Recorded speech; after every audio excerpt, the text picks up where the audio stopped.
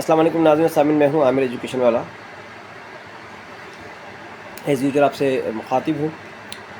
कल एक अफसोसनाक वाक़या हुआ जिसको हम मुकम्मल तौर से जिसकी मज़म्मत भी करते हैं, जिस हवाले से हम बात भी करते हैं कि भाई ये होना नहीं चाहिए और ना ही होना चाहिए था, और ना ही इस किस्म के वाक़यात तरमीम पाकिस्तान इस्लामी जमहूरिया पाकिस्तान होने चाहिए। लेकिन मुझे एक बात बताइए कि PTI जो कि अपने आप को तहरीक इंसाफ़ की जमात कहती है, तहरीक इंसाफ़ की जमात के तकरीबन 30 साल जो है वो इंतहाई शर्मंगेज़ रहे। उनकी ज़बान से, उनके हाथों से, उनके लबो लहजे से और उनके अपने सियासी झंडों से, सियासी नारों से पार्लियामेंट हाउस महफूज नहीं रहा, कौमी असम्बली महफूज नहीं रही, सूबाई असम्बलियाँ महफूज नहीं रही, वोटर महफूज नहीं रहा और इख्तलाफ राय रखने वाला शख्स महफूज नहीं रहा, खा वो बहन हो, बेटी हो, माँ हो, बहू हो, बीवी हो, सियासतदान हो, बुज़ुर्ग हो, सीनियर सियासतदान हो, कोई नौजवान हो, बच्चा हो। यहाँ तक कि अफवाज पाकिस्तान के वो मुजाहिदीन, वो ज़बरदस्त किस्म के लोग जिनकी बदौलत आज हम एक आज़ाद रियासत की हिफाजत कर रहे हैं, आज हम आज़ाद रियासत में रहते हुए पाकिस्तान का झंडा पूरी दुनिया में रोशनास करवा रहे हैं, और हम न सिर्फ अंदरूनी साजिशों का मुकाबला उन मुजाहिदीन, उन अफवाज पाकिस्तान की मदद से कर रहे हैं, बल्कि बैरूनी साजिशों का भी मुकाबला अफवाज पाकिस्तान ही कर रही है।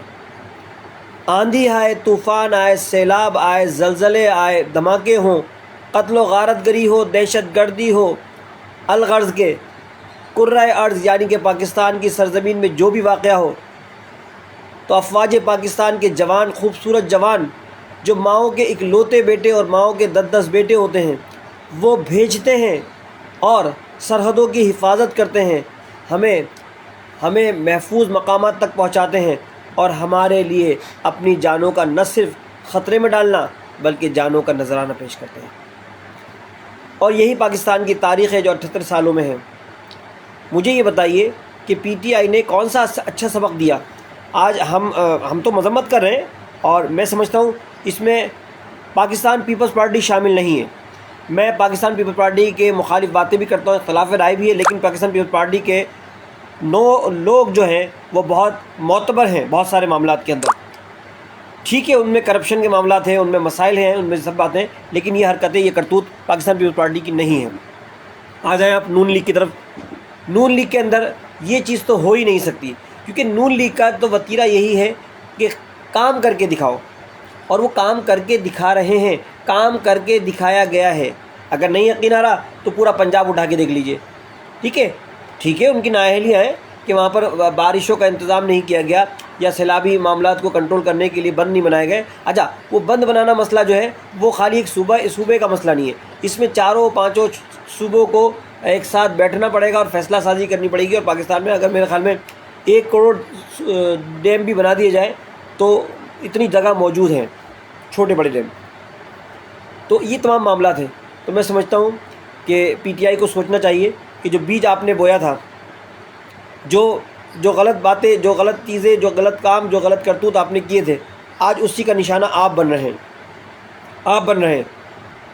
मैं बिल्कुल क्लियर बताऊँ, ये तो आपने एहसन साहब के ऊपर गोली तक चलवाई, ख्वाजा आसिफ साहब पर, आपने उस सीनियर तरीन आदमी पर, और मैं समझता हूँ बड़ा काबिल एहतराम आदमी है, वो ज़बरदस्त आदमी है, दिफा की बड़ी प्यारी बातें करता है, खारजा पॉलिसी की बड़ी प्यारी बातें करता है। फिर इख्तलाफ अपनी जगह। आपने बिलावल के मुतालिक क्या कुछ मीम्स बनाई। ठीक है, बिलावल का अंदाज़ थोड़ा सा हल्का है, बच्चा है अभी, छोटी उम्र का है, लेकिन आप किस तरह की करतूत उसके साथ करते रहें। आपने नवाज़ शरीफ और बेगम कुलसूम साहिबा जैसी खातून के साथ क्या कुछ नहीं किया। आपने मरियम नवाज़ जैसी एक बेहतरीन किस्म की इंसान और लीडर के लिए आपने क्या कुछ नहीं किया। शहबाज शरीफ जो कि बूढ़ा होने के बावजूद, कैंसर में मुब्तला होने के बावजूद, कितना तवाना आदमी है यार, मुल्क के लिए काम कर रहा है, दुनिया के लिए काम कर रहा है, दूसरे ममालिक को आज़रबाईजान और आर्मीनिया के मसले मसाइल हल कराने के लिए उसने अमेरिका से किस तरह सिफारतकारी की है, जिसमें बिलावल भुट्टो जरदारी का भी बहुत बड़ा हाथ है। मैं समझता हूँ PTI को होश के नाखून लेने चाहिए। पीटीआई को सोचना चाहिए, समझना चाहिए, इसके एमएनए एमपीएस को सोचना चाहिए, इसके कारकुनों को सोचना चाहिए कि हमने क्या मतलब अपने लोगों की तरबियत की है, हमने किस तरह के मतलब बीज बोए हैं। तो इन बातों को हमें सोचना पड़ेगा।